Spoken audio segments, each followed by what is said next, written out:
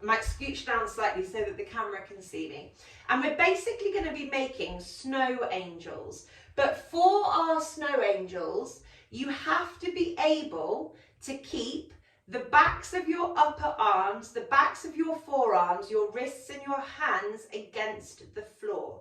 So if you are doing this and your wrists are off the floor and your knuckles are touching the floor, the exercise is moot. There is no point you doing this, okay? So I would rather you do another exercise that we've already done that you found hard but you think you were doing properly, or rather than doing simultaneous snow angels like what I'm going to suggest that we do, you can try and do one arm at a time like this.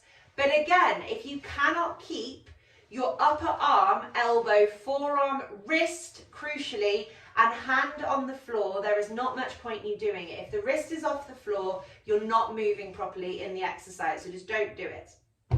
For those of you who want to give it a go, we're spreading our fingers wide, palms are facing up. Our fingers, the backs of our fingers, backs of our hands, wrists, forearms and upper arms are against the floor. What we'll do is we'll do 20 in total, but if you're going to do one on each side, do 10 on one side and then 10 on the other. The hardest thing about this is trying to keep the wrist on the floor, and if keeping the wrist on the floor aggravates any pain or makes you lose your breath, do not do it. Do something else instead. Keep the strap strong, keep your belly relaxed, keep the breath going. We're not gritting our teeth here. Our neck isn't taking over. We are moving our arms and our shoulders. So the backs of the arms stay fully grounded on the floor as we try and take our elbows as close to our body as we can without flaring our ribs. So I can't really go any further than where I am now.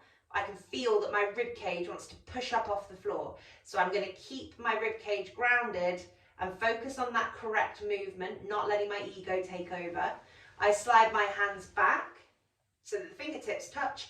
Keep the fingers active. You're sliding like a snake along the floor and you're trying to draw your elbows as close into your waist as you can manage without tensing the back or losing the breath. So I've done 2 there.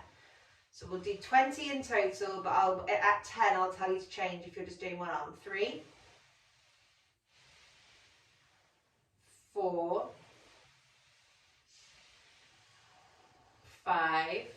So what we're working here is the upward downward rotation of the scapula. At the same time we are extending our shoulders. It's a very hard movement for lots of people to make, and there is normally lots of compensation going on. 7,